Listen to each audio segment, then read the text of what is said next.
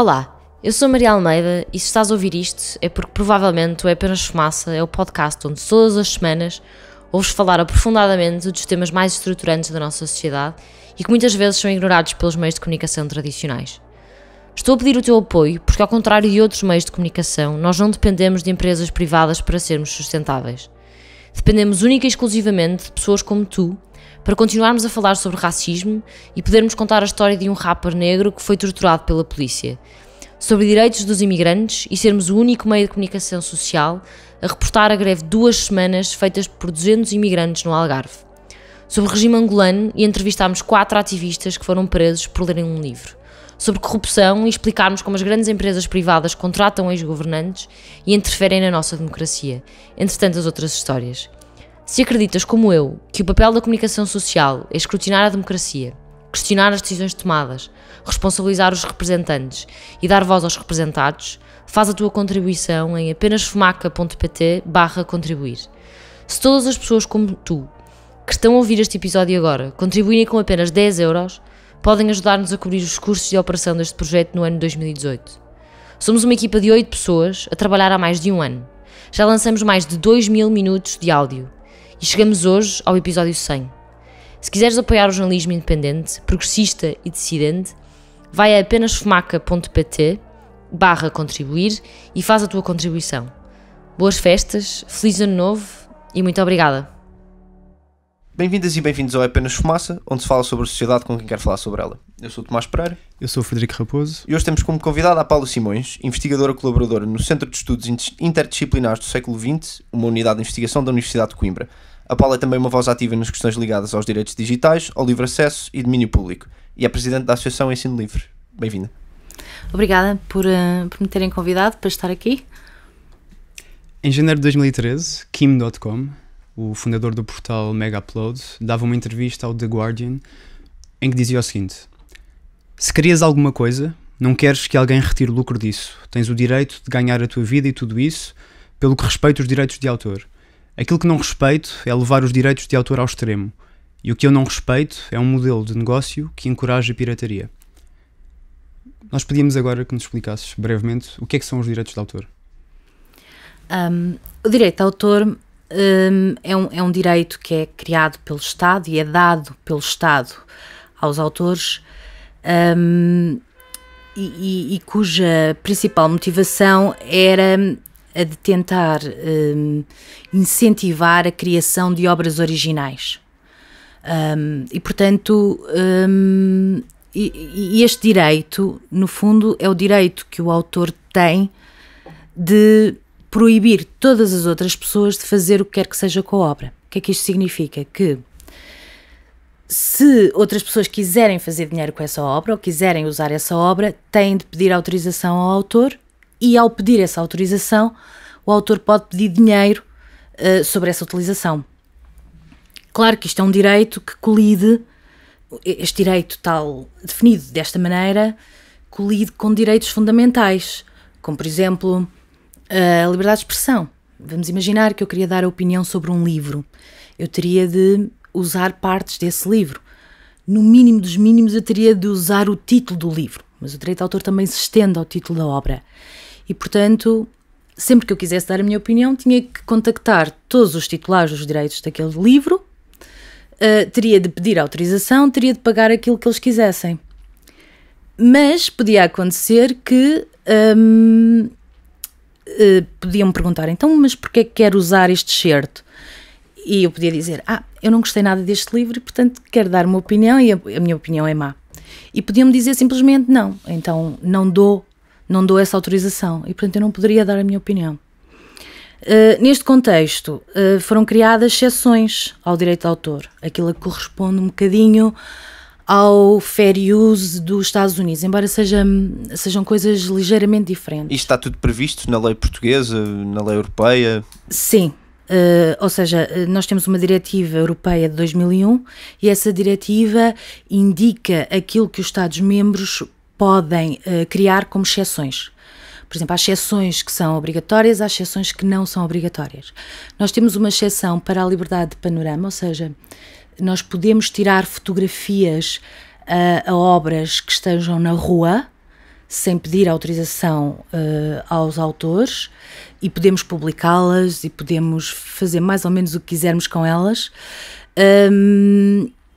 É uma exceção que Portugal tem, é talvez a melhor exceção de todos os países europeus na chamada liberdade de panorama. Isto foi um estudo até feito pela Comúnia, que é uma associação que tem, a nível europeu, que tem tratado estas matérias, mas há países na União Europeia que não têm esta exceção, ou esta exceção é extremamente restrita. Por exemplo, em França, as pessoas podem tirar fotografias às obras, mas não podem usá-las para fins comerciais. Portanto, colocá-las em redes sociais que possam ser comerciais, isso não é possível.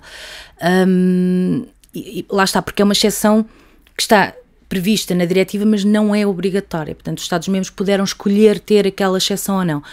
Portugal tem quase todas as exceções que a diretiva permite aos Estados-membros terem, exceto a exceção para a paródia. Nós não temos uma exceção para a paródia. Temos uma exceção para crítica, para fins de crítica, temos a exceção para fins de ensino, temos uma exceção para a cópia privada, etc., para fins de investigação científica, mas não temos a exceção para a paródia. Portanto, a transformação absoluta de tudo o que alguma vez pensámos sobre música vai acontecer dentro dos próximos 10 anos e nada vai ser capaz de a parar. Não vejo razão absolutamente nenhuma para fingir que não vai acontecer. Estou completamente confiante que os direitos de autor, por exemplo, vão deixar de existir num prazo de 10 anos. Isto foi dito pelo David Bowie em 2002 e ele, pelos vistos, estava terrivelmente errado. Os direitos de autor ainda existem hoje e, sendo que vivemos numa era onde a informação está cada vez mais disseminada, livre e acessível, faz sentido ainda haver direitos de autor num sítio como a internet? Depende. Porque já é muito difícil os direitos de autor acabarem. Mesmo a nível, quer dizer, não é realista. Por exemplo, reparem, nós temos os direitos de autor na Europa duram 70 anos após a morte do autor. Nós não somos obrigados a ter 70 anos após a morte do autor. Somos obrigados a ter 50 após a morte do autor, que é aquilo que nos obriga a Convenção de Berna. Porque depois há tratados internacionais, não é? E esses tratados têm que ser respeitados. Portanto, diminuir a extensão de direitos de autor não é algo que se possa fazer só na Europa. Depois é algo que se tem que fazer também com outros países e acordar com outros países. Aquilo que tem acontecido normalmente é que há um país ou um conjunto de países que aumenta o direito de autor e depois os outros nós também vamos aumentar e vão aumentando sucessivamente. Agora, claramente nós temos um período de direito de autor extremamente elevado, porque em primeiro lugar o direito de autor serve para incentivar a criação de obras originais. Um autor depois de morto não cria obras originais, portanto, começa logo aí. E depois nós temos alguns estudos, nomeadamente de um senhor que inclusive depois criou a Open Knowledge Foundation. Ele era economista na Universidade de Cambridge e ele tem alguns estudos sobre o tempo ótimo de direito de autor. E é possível determinar, por exemplo, para os livros, ele chegou a cerca de mais ou menos 15 anos, 14 anos e tal, que deveria ser o tempo ótimo de direito de autor. Porquê? Porque as obras não dão dinheiro de forma constante. Portanto, um livro dará dinheiro ao autor nos primeiros anos e, passado um tempo, deixa de dar, porque deixa de ser publicado, porque a editora não tem interesse em publicar, porque as pessoas já não querem ler aquilo, querem ler outro, etc. E é possível determinar esse tempo.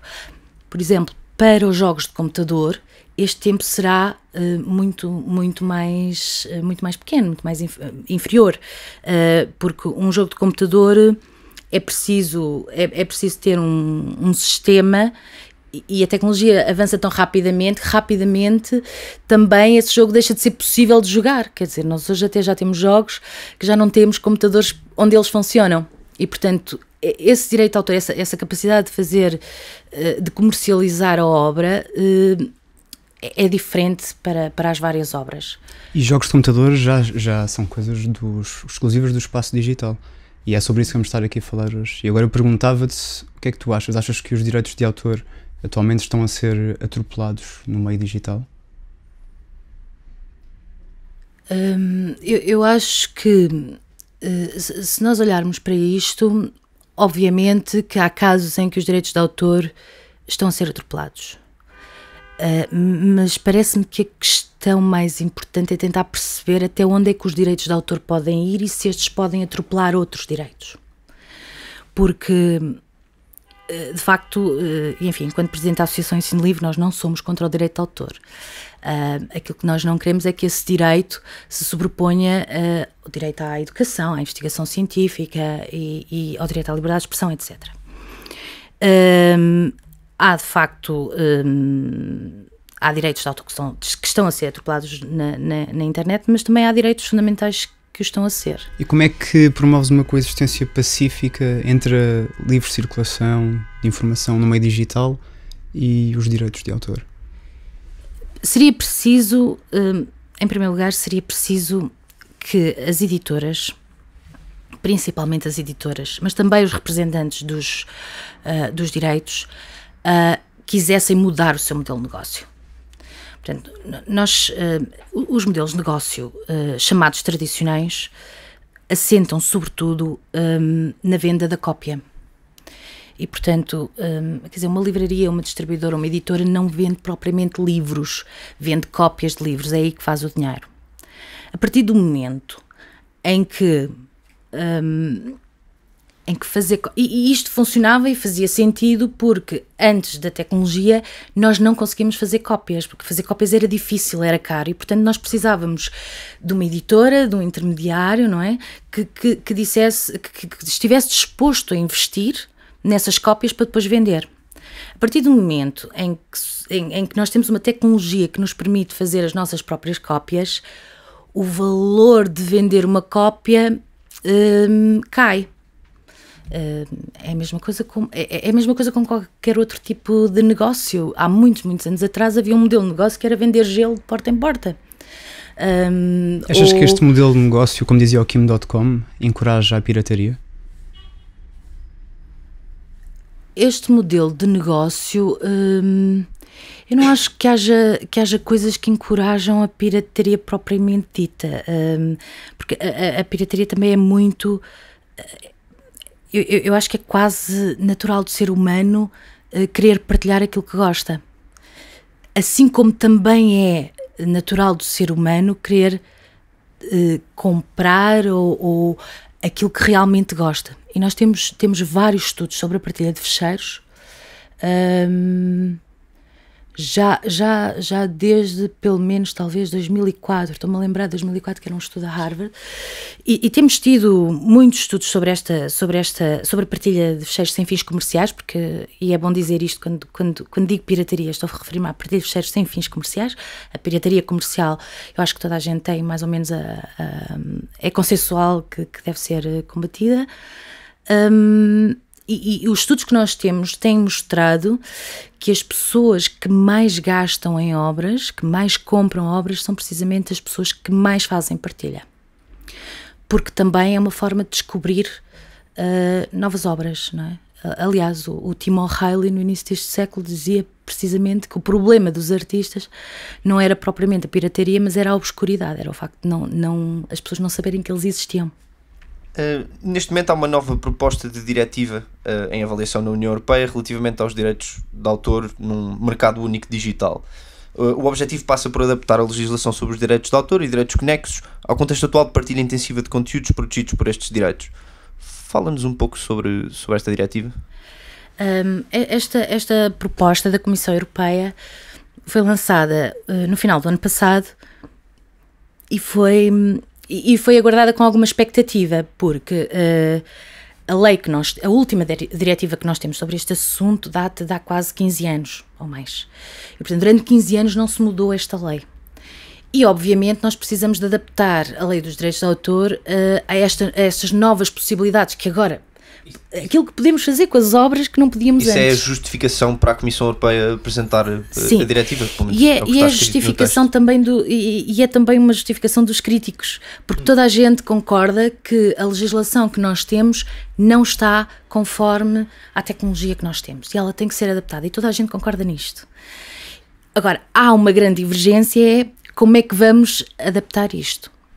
E nos últimos anos, infelizmente, nós temos visto que à medida que temos tecnologia que nos permite fazer mais, melhor e mais rápido, vamos tendo leis que nos impedem de usar essa tecnologia para fazer mais, melhor e mais rápido. Esta diretiva tem vários problemas, portanto, talvez se calhar dar um bocadinho a ideia do processo, não é? Portanto, primeiro a Comissão Europeia propõe uma nova lei. Esta nova lei passa para o Parlamento Europeu. No Parlamento Europeu há várias comissões e algumas delas têm coisas a dizer sobre esta proposta. Todas aquelas comissões cujos assuntos dizem respeito. Por exemplo, há uma comissão sobre educação. Como esta diretiva mexe em questões relacionadas com a educação, essa comissão tem de chegar a um texto e de aprovar uma opinião. É chamada uma opinião. Aconteceu também com a Comissão dos Consumidores, com a Comissão de Investigação e de Energia, o ITRE. Exatamente, e nessa comissão aproveito para dizer que os eurodeputados portugueses Ana Gomes e Carlos Zorrinho votaram a favor desta diretiva e a Marisa Matias votou contra. Já vamos okay. Depois então ao conteúdo da própria diretiva. Agora, só para terminar, depois há um diálogo. E para além disso, os governos também podem dar opiniões no Conselho Europeu. Portanto, temos aqui três instituições. Temos a Comissão Europeia, que propôs, temos o Conselho Europeu, que normalmente que são os governos dos países europeus, e temos o Parlamento Europeu. E depois isto está a dar depois de muitas opiniões e discussões e negociações, isto está a dar origem a um texto que há de ser levado ao plenário do Parlamento Europeu, onde todos os deputados irão votar. O ponto 1 do artigo 13º desta proposta diz o seguinte: os prestadores de serviços da sociedade de informação que armazenam e facultam ao público acesso a grandes quantidades de obras ou outro material protegido carregados pelos seus utilizadores devem, em cooperação com os titulares de direitos, adotar medidas que assegurem o funcionamento dos acordos celebrados com os titulares de direitos relativos à utilização das suas obras ou outro material protegido, ou que impeçam a colocação à disposição nos seus serviços de obras ou outro material protegido identificados pelos titulares de direitos através da cooperação com os prestadores de serviços. Eu pedia-te agora ajuda para decifrar, para descodificar um bocadinho este artigo. Quem é que são estes prestadores de serviços e quais é que são as implicações deste ponto do artigo 13º? Basicamente, aquilo que esse artigo diz é que os prestadores de serviços que têm conteúdos carregados pelos utilizadores são, por exemplo, o YouTube, o Facebook, o WordPress, mas também o Twitter, o ResearchGate, o Academia. Ou seja, são todas estas plataformas cujo modelo é aquilo a que se costuma designar por User-Generated Content, ou seja, conteúdo gerado pelo utilizador. Ou seja, na verdade, elas criaram a estrutura, digamos assim, e nós, utilizadores, colocamos lá conteúdos. E aquilo que esse artigo diz é que ou estas plataformas... e depois, claro que há aqui um problema, porque a partir do momento em que nós temos uma plataforma em que qualquer pessoa pode publicar, isso significa que qualquer pessoa pode publicar qualquer coisa e, portanto, também pode publicar coisas que não têm o direito de publicar. E, portanto, a Comissão Europeia vem propor duas hipóteses para resolver isto. Ou os titulares de direitos ou os seus representantes criam um acordo com estas plataformas e dizem qualquer coisa do género: olha, se a plataforma me pagar X por mês, está bem, as pessoas podem colocar algumas coisas lá que eu não vou processar ou não vou... ou então, na falta desses acordos, então estas plataformas passam a ser obrigadas a impedir a publicação de conteúdos que não respeitam direitos de autor. E como é que as plataformas como o Facebook ou o YouTube ou, por exemplo, o SoundCloud podem impedir os utilizadores de colocar conteúdo protegido por direitos de autor. Pois, esse é o grande problema aqui, é que a única maneira de impedir a publicação de conteúdos que não respeitam direitos de autor é verificar todos os conteúdos e deixar publicar apenas aqueles que eles acham que respeitam os direitos de autor. Isso não é censura? Eu diria que sim. Não é uma censura governamental como tivemos em Portugal, mas é um tipo de censura, obviamente. Reparem que nós hoje já temos uma lei que pretende lidar com isto. E eu diria até que é uma lei que funciona bem demais. Neste momento, aquilo que a lei diz é, portanto, uma lei que está em vigor, é uma lei que vem da Diretiva 2001. A lei diz, estas plataformas são obrigadas a remover conteúdos que não respeitam direitos de autor. E diz mais uma coisa, que é, se estas plataformas removerem esses conteúdos de forma diligente, portanto de forma rápida, elas não podem ser responsabilizadas pelos conteúdos terem estado lá publicados. Normalmente aquilo que acontece é que estas plataformas recebem pedidos de remoção dos titulares dos direitos ou dos representantes dos titulares dos direitos e, na maior parte dos casos, removem imediatamente para não serem responsabilizados. Há casos, como por exemplo o YouTube, que são plataformas particularmente apetecíveis do ponto de vista dos representantes titulares de direitos, porque têm uma quantidade muito grande de conteúdos, têm muitos utilizadores e fazem muito dinheiro. E, portanto, para o YouTube seria muito difícil tratar destes pedidos à mão. E portanto, o YouTube, tal como outras plataformas, o Facebook parece-me que é outra delas, criaram sistemas automáticos de reconhecimento de conteúdos. Portanto, fizeram um acordo com alguns representantes dos titulares de direitos. Estes disseram, olha, nós temos aqui estas obras são nossas. O sistema da Google, o YouTube é da Google, olha, lê aqueles conteúdos e depois vai para o YouTube, quando encontra um conteúdo igual, manda abaixo.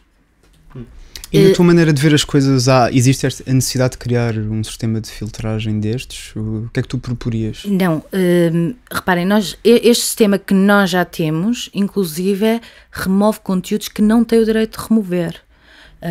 Como, por exemplo, um discurso no Parlamento Europeu, num evento que houve sobre terrorismo, que foi removido pelo YouTube. Claro que foi rapidamente reposto, porque a deputada europeia que tinha colocado lá isto queixou-se no Twitter, mas obviamente, como ela reconhece no próprio blog, a Google atua rapidamente se for um deputado europeu, não é? Se for um utilizador comum, se calhar não é assim tão rápido. De qualquer forma, teria de ser sempre algo feito a posteriori, porque o grande problema deste artigo 13º é que obriga a uma verificação prévia de todos os conteúdos. E nós não sabemos que conteúdos é que vão ser deixados passar. E não há nada que obrigue estas... Reparem, os critérios destes filtros automáticos, se assim for, ou manuais, podem ser ambos, estes critérios não vão ser do nosso conhecimento. Estes critérios vão ser decididos entre representantes dos titulares dos direitos e plataformas. E nós não os podemos verificar. Portanto, nada me garante que um conteúdo que vai ser barrado porque de facto está a infringir um direito de autor ou simplesmente porque a plataforma não gosta daquilo que eu digo. O Tribunal de Justiça da União Europeia tem 2 decisões acerca deste assunto, onde conclui que é inaceitável obrigar os prestadores de serviços a instalar um sistema de filtragem a título preventivo e passa a citar, com o objetivo de bloquear a disponibilização ao público das referidas obras em violação dos direitos de autor. Ou seja, o Tribunal de Justiça da União Europeia parece estar a dizer nessas decisões é que esse filtro que bloquearia conteúdo a priori é ilegal. Perante isto, vale a pena sequer estarmos aqui hoje a discutir esta diretiva? Isto continua a ter pernas para andar? Este artigo tem de ser removido para esta diretiva poder passar pelo processo legislativo europeu? Pois, infelizmente, apesar desta decisão do Tribunal de Justiça, tem pernas para andar, porque se o Parlamento a aprovar, claro que depois dela aprovada é possível tentar desafiar esta lei e, portanto, levar esta lei específica ao Tribunal de Justiça Europeu. E o Tribunal de Justiça Europeu pode vir a decidir, sim, de facto isto é ilegal. Mas, quer dizer, o facto, quer dizer, nós pensaríamos que o legislador, tendo uma decisão destas do Tribunal de Justiça Europeu, teria algum cuidado e seria influenciado por seria elas. influenciado, não é? E teria levado em conta que pode de facto haver aqui que esta lei pode não ser legítima, não é? No sentido de mas não, portanto esta lei pode ser aprovada assim, e depois eventualmente pode ser desafiada, pode ser levada ao tribunal. Mas já só depois da sua aprovação. Sim. Querem tornar ilegal a colocação de ligações para os seus artigos sem permissão. Querem cobrar pelos links direcionados a eles. A carta sugere que a sua preocupação é principalmente com links de duas fontes em particular: os utilizadores do Facebook e o Google. Mas a lei não discrimina. Todos os links para sites noticiosos na web seriam afetados por isto da mesma maneira catastrófica. Isto foi a Júlia Reda, eurodeputada do Partido Pirata Alemão, no seu blog pessoal.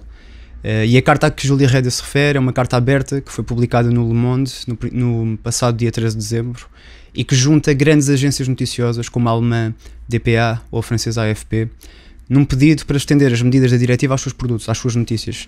Então acho que a questão que se coloca é: vai ser proibido partilhar notícias online?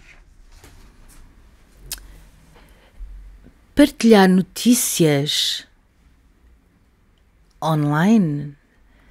Partilhar notícias já é proibido, no sentido em que eu não posso copiar uma notícia e colocar, por exemplo, no meu blog. Eu não posso tirar uma fotografia da notícia inteira do jornal e colocar no Twitter. Vai ser proibido, se for aprovada, colocar links para notícias. Ou seja, colocar, por exemplo, o título de uma notícia no Twitter com um link para um jornal ou para uma estação de televisão ou para um órgão de comunicação social. Este direito tem sido... É um novo direito conexo que é dado aos editores de jornais. Tem a duração, segundo a proposta, de 20 anos após a publicação da notícia. É um direito que foi justificado pelos editores de jornais com vários argumentos. Um deles tem a ver com o facto do jornalismo se encontrar mais uma vez numa situação de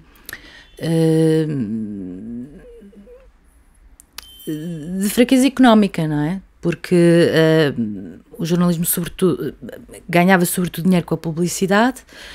Empresas como a Google apanharam uma fatia muito grande dessa publicidade no mundo digital e, de facto, o jornalismo viu quebras económicas muito grandes. E esta pode ser a solução?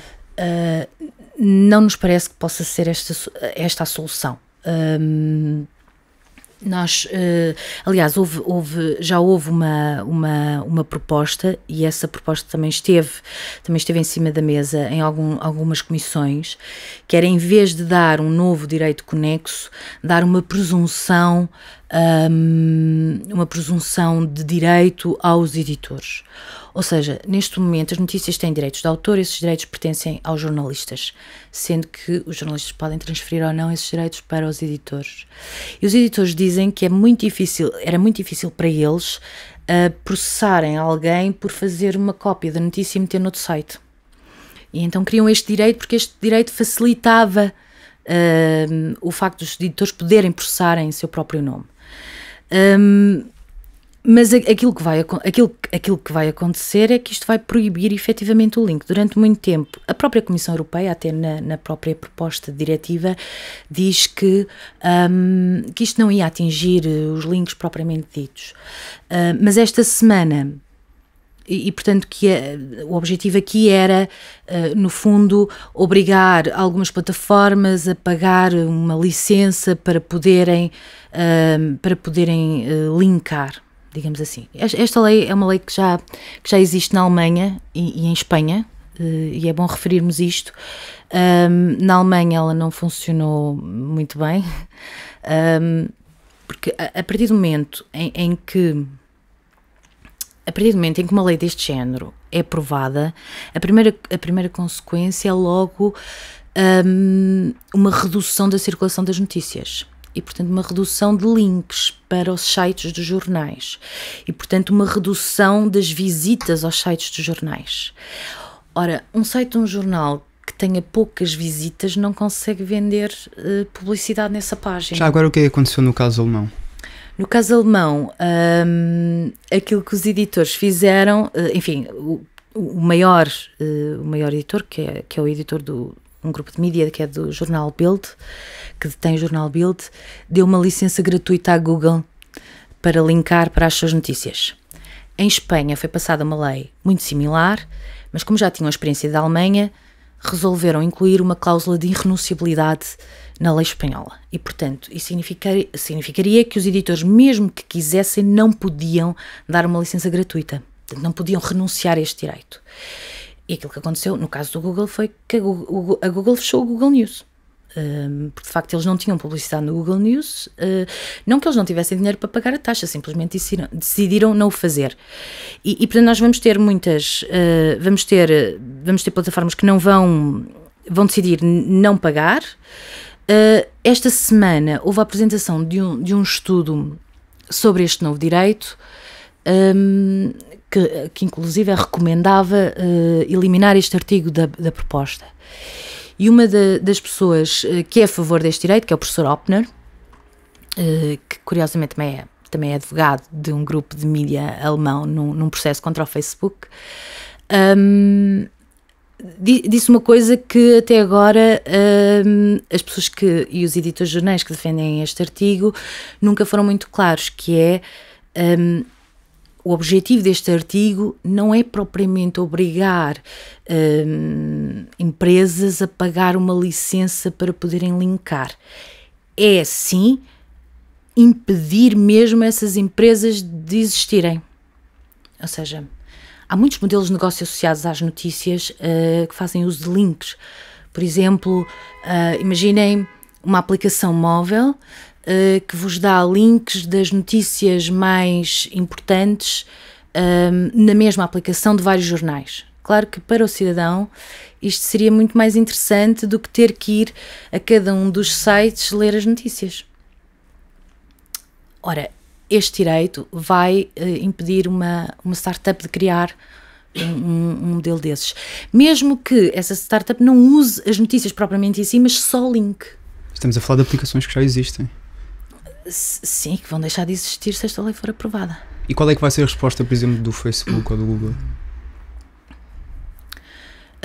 Não é muito fácil prever o que é que a Google ou o que é que o Facebook irão fazer,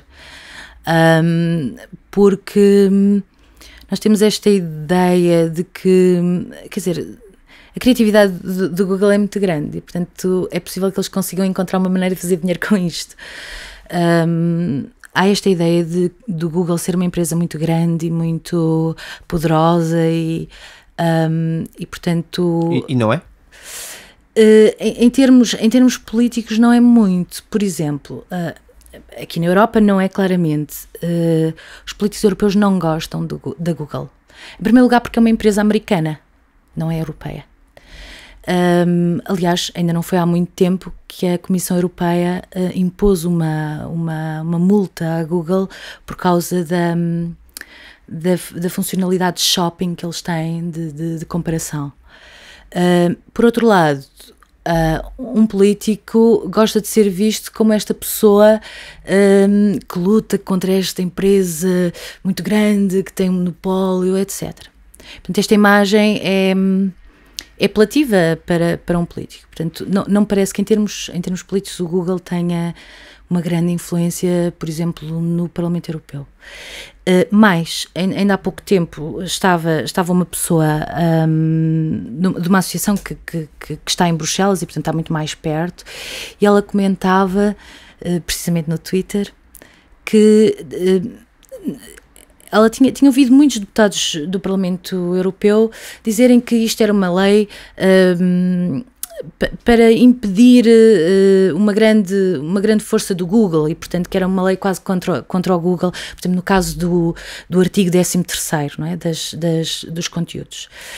Mas a verdade é que no caso do artigo 13º, o melhor sistema de reconhecimento automático de conteúdos é do Google. Portanto, se esse artigo passar, não vai ser assim tão problemático para o Google, porque o Google há de fazer dinheiro a vender o seu sistema de reconhecimento automático de conteúdos. Portanto, é muito difícil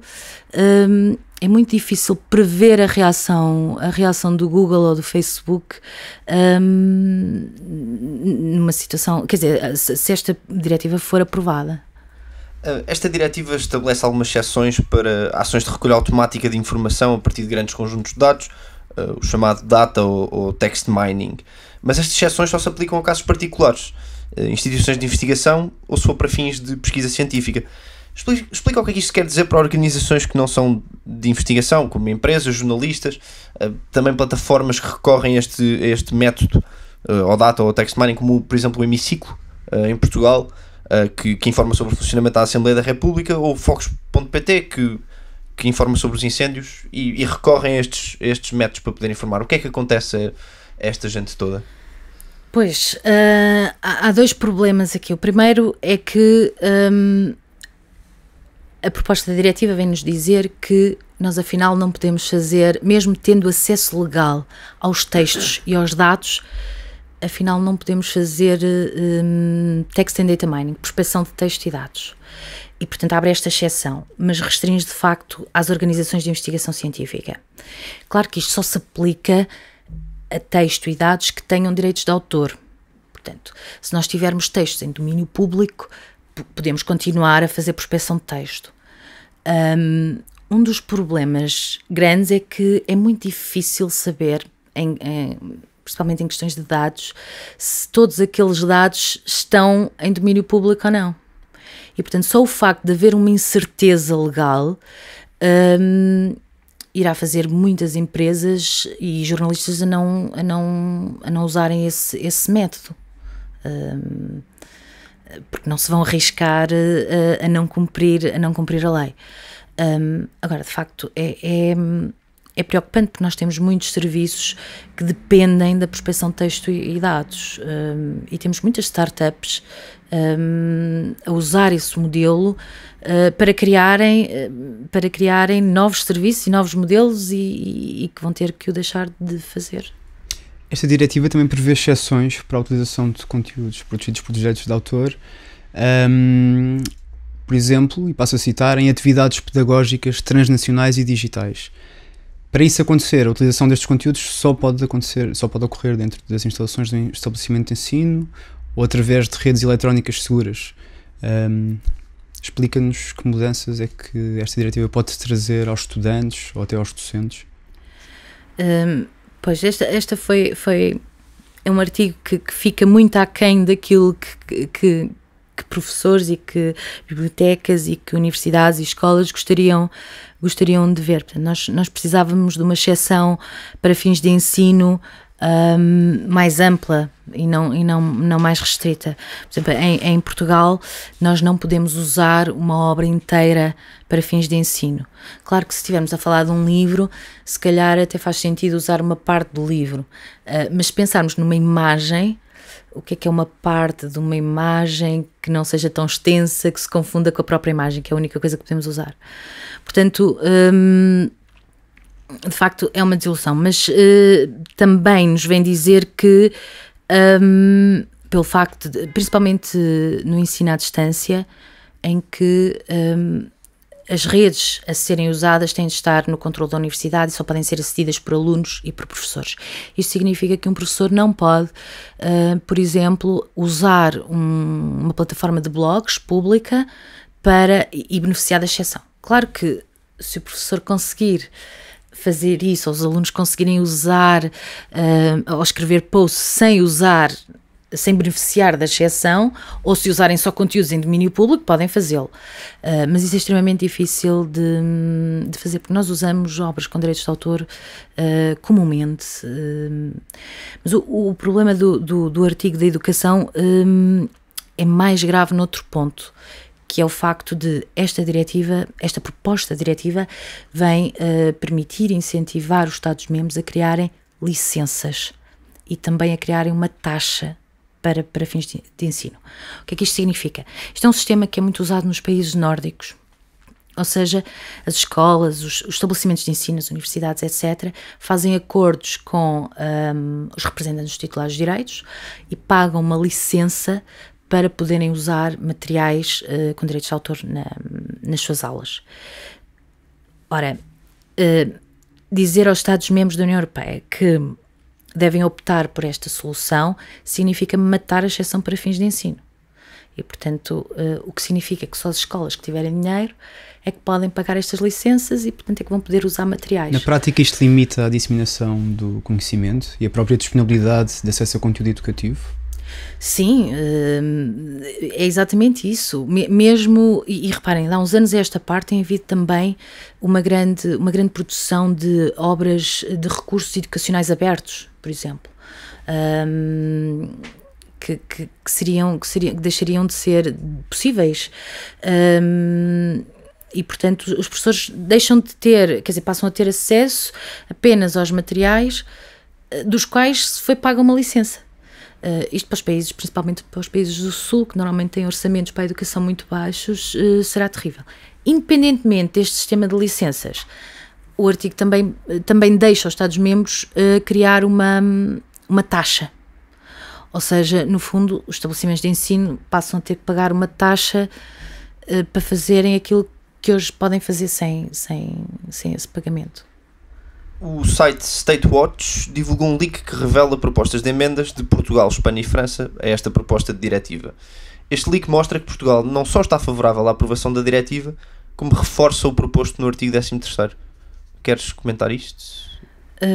Pois é particularmente é uma desilusão ter percebido que o governo português não só está a apoiar o artigo 13º, como também está a apoiar o artigo 11º. E isso, o apoio ao artigo 11º pode ser visto num comunicado do Conselho de Ministros que estendeu a taxa da cópia privada há relativamente pouco tempo às publicações de notícias e onde o Ministro da Cultura refere no final quase sem ser o ponto mais importante, refere que o Governo apoia também o novo direito conexo às publicações noticiosas. Pois, quer dizer, na verdade aquilo que o Governo está a defender é que todos os conteúdos que qualquer pessoa queira publicar na internet têm de passar por uma verificação prévia. Quando, na verdade, não é isso que acontece se nós quisermos comparar com o mundo analógico, não é? E no mundo analógico qualquer pessoa pode publicar o que lhe apetecer, um livro, um artigo, etc. E depois da publicação pode haver problemas, aquilo pode constituir a devassa da vida privada, pode constituir uma violação de direitos de autor, etc. Mas depois essas pessoas podem levar o caso a tribunal, podem resolver a coisa ou podem tentar impedir a coisa. Quer dizer, não passaria, acho eu, pela cabeça de ninguém obrigar todas as pessoas que quisessem publicar um livro ou que quisessem publicar um artigo no jornal a mandar isto para uma terceira entidade que ia ler e depois dizer se poderíamos ou não publicar. No decorrer deste ano, desculpa interromper-te, o Ministério da Cultura português promoveu uma consulta pública sobre os direitos de autor, na qual participaram mais de 60 entidades públicas e privadas.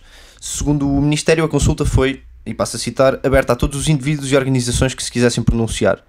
Isto foi de facto assim, foi uma consulta onde de facto toda a gente que quisesse, todas as partes interessadas tiveram a possibilidade de participar. Não se ouviu falar muito disto? Não, do meu ponto de vista, aliás, enquanto Presidente da Associação Ensino Livre, e nós respondemos a essa consulta pública, a Associação Nacional para o Software Livre também respondeu, A Associação D3, Defesa dos Direitos Digitais, também respondeu, e a Organização Creative Commons Portugal também respondeu. E nós respondemos porque andámos a enviar mail, percebíamos que em alguns países da Europa estavam a haver consultas públicas sobre esta matéria. E, portanto, andámos a enviar mails a perguntar se Portugal também ia ter. E disseram-nos que sim, que iam ter, e portanto andámos no site, foi promovido pela GEPAC, que é uma entidade do Ministério da Cultura, e andámos no site durante não sei quantos meses a ver se a consulta pública já estava disponível ou não. Esta consulta nem sequer está no arquivo das notícias do site, e eu não vi divulgação desta consulta nos meios de comunicação social, nas redes sociais, etc.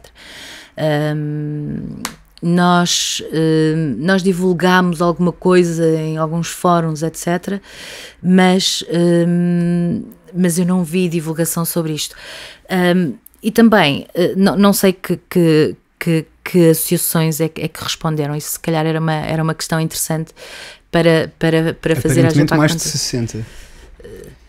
Pois, há muitas entidades de gestão coletiva. Portanto, as entidades representam os autores, e as representam os artistas, e as representam os intérpretes, e as que representam as publicações noticiosas, e as que representam as editoras. Portanto, há muitas entidades de gestão coletiva. Não sei se será fácil saber a lista das entidades que responderam. Isso não foi. É seguro afirmar que os interessados não participaram num processo de consulta pública sobre isto, e que, portanto, a tomada de decisão oficial de Portugal em relação à diretiva não reflete? Claramente não reflete todos os interessados, até porque as perguntas da consulta eram dirigidas aos representantes dos titulares de direitos, e, portanto, eram dirigidas a um grupo muito específico. Não havia perguntas para o cidadão comum, por exemplo. Não havia perguntas para as startups. Não havia perguntas para as escolas. E, portanto, eram muito direcionadas essas perguntas, e eram direcionadas para as entidades de gestão coletiva, basicamente. Bem, esta diretiva tem passado ao lado da atenção mediática, isso já todos percebemos, mas há um assunto que tem um potencial também muito grande de influenciar a nossa presença online, que tem captado todas as atenções. A FCC, que é a agência que regula as comunicações nos Estados Unidos, acabou de votar, portanto, no passado dia 14 de dezembro, para acabar com algumas regras que asseguravam a neutralidade da internet. Explica-nos só um bocadinho o que é isto, a neutralidade da internet, e quais é que podem ser as consequências desta decisão. A neutralidade da rede, ou a neutralidade da internet, não é muito fácil de explicar, porque ela pode tomar muitas formas. Vou talvez dar exemplos. Se não houver neutralidade da rede, isso significa, por exemplo, que quando nós estamos a consultar sites na internet, há sites que serão mais lentos e sites que serão mais rápidos. O que é um problema, porque normalmente as pessoas não esperam muito tempo. Não? Quando colocamos um URL no nosso browser, se o site demorar muito tempo a aparecer, há uma grande probabilidade do utilizador fechar aquela janela e ir para outro site. Mas também pode significar, por exemplo, que se alguém estiver a ver televisão, e hoje em dia a televisão já é sobre a internet, sobre redes de internet, se estiver alguém a ver televisão na sala, o ISP, portanto a entidade a quem vocês pagam todos os meses para ter acesso à internet, pode diminuir a velocidade das pessoas que se ligam à mesma rede nos telemóveis, por exemplo. Isto significa que estas empresas que fornecem a internet podem passar a exigir dinheiro para darem ligações mais rápidas. E isso é um problema, porque isso significa que então só aquelas pessoas que tiverem mais dinheiro é que vão poder publicar e é que vão poder disseminar os seus conteúdos. Ora, o objetivo da internet nunca foi esse, porque para isso já temos a televisão. Isto vai criar ainda mais desigualdades no acesso à internet? Portanto... Sim, sem dúvida. Engraçado que o Ajit Pai, que é o chairman da FCC, em abril dava uma entrevista à PBS onde dizia, passo a citar, Sou favorável a uma internet livre e aberta, da mesma forma que acredito que a maioria dos consumidores são. Ao mesmo tempo, ele dizia-nos que o fim destas medidas que asseguravam a neutralidade da internet tinham como razão de ser acabar precisamente com a desigualdade e levar a internet a locais urbanos, rurais, caracterizados por pessoas de baixos rendimentos. Isto é verdade? Ele está a pressupor que se nós deixarmos estas empresas que fornecem a internet fazer muito dinheiro, então elas vão levar a internet, porque são muito boazinhas, a locais onde não lhes dá, onde não têm lucro, onde não conseguem ter lucro. Ora, isto é completamente irrealista. Não quer dizer que as empresas sejam más, mas o objetivo primeiro de uma empresa é fazer lucro, porque se uma empresa der prejuízo, a empresa desaparece. E, portanto, isso nunca vai acontecer. Mas que interesse é que esta decisão defende? Esta decisão de acabar com as redes, com as regras de neutralidade da rede, defende os interesses das operadoras, que assim podem fazer muito mais dinheiro. E na União Europeia existe neutralidade da internet? Existe. Existe e temos uma boa lei. E digo uma boa lei porque foi uma vitória. Isto passou-se, talvez tenha sido aprovado em 2015 ou 2016. Regras que entraram em vigor em abril de 2016. Exato. Foi uma grande vitória porque no início a lei era extremamente assustadora, e depois houve um conjunto de associações, inclusive a EDRI, que lá está, é mais uma associação de direitos digitais, mas europeia, portanto, que lutaram contra isto. Isto, aliás, era um pacote de legislação que era chamado pacote das telecoms, e onde se passaram estas leis sobre a neutralidade da rede, passaram-se também outras leis, como por exemplo a diminuição do custo do roaming. Claro que há muitas pessoas que sabem que foi passada uma lei que eventualmente há de tornar o custo do roaming igual ao custo dos telefonemas dentro do próprio país. Há muito menos pessoas que sabem que no mesmo pacote existiam estas leis da neutralidade da rede. Mas nós temos algumas regras, não é uma lei perfeita, obviamente, é uma lei que permite, que tem algumas exceções em que as operadoras podem, em alguns casos muito específicos, diminuir a velocidade da rede, mas são casos também muito específicos. Se houver um problema, se houver um engarrafamento, uma coisa assim, uma coisa muito específica. Mas de uma forma geral eu acho que nós estamos bem protegidos, tendo em conta também o início. No passado dia 15 saiu um artigo na agência Reuters que cita críticos que acusam a União Europeia de ser um falso paraíso em termos de neutralidade da internet. Em causa está uma suposta interpretação relaxada das regras que entraram em vigor em abril de 2016. No artigo é apontado o dedo à política do Zero Rating, que estará a ser tolerada ao abrigo das novas regras. Antes de mais nada, o que é isto do Zero Rating? Esta questão do Zero Rating tem sido algo muito discutido e Portugal tem sido dado como exemplo nos Estados Unidos também. Eu não sou jurista, mas não me parece que haja aqui alguma ilegalidade. É claramente aproveitar o facto da lei não ter uma resposta para isto. O Zero Rating, tanto quanto eu consigo perceber, nós contratamos internet para o nosso telemóvel, por exemplo, com uma operadora, e depois, se quisermos, podemos pagar mais X euros e temos um conjunto de aplicações em que o tráfego não conta para o limite de tráfego que nós estamos a pagar. Isso não é violar a neutralidade da internet? Eu não tenho a certeza que isso seja. Eu não tenho uma opinião muito firme sobre isso. É só porque no site da Comissão Europeia, que tem uma página, a Comissão Europeia tem uma página no seu site dedicada ao compromisso pela neutralidade da internet, e onde são muito claros em relação às regras adotadas. Pode-se ler lá o seguinte: estas regras consagram na lei europeia o princípio da neutralidade da internet. Não pode existir bloqueio, aceleração ou discriminação do conteúdo online, aplicações e serviços. todo o tráfego tem de ser tratado de forma igual. Isto não faz com que o tráfego não seja tratado de forma igual? O tráfego, por exemplo, em questões de velocidade está a ser tratado de forma igual, pelo menos eu estou a supor que sim. Ou seja, o facto de eu ter aquelas aplicações em que o tráfego não conta não faz com que o tráfego nas outras aplicações seja mais lento, por exemplo. Claro que há claramente aqui como dizer, estas operadoras estão claramente a dar uma vantagem a determinadas aplicações em detrimento de outras. Isso não é violar a neutralidade da internet?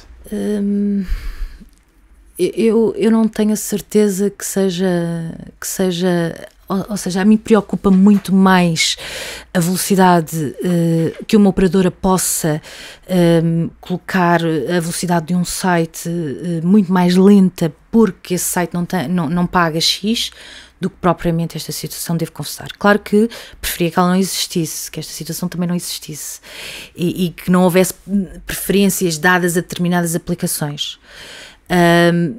Mas tenho que admitir que todo o burburinho que se gerou parece-me demasiado relativamente àquilo que é. E qual é que é a posição das entidades reguladoras competentes em Portugal? Qual é que é a posição da ANACOM, por exemplo, em relação a...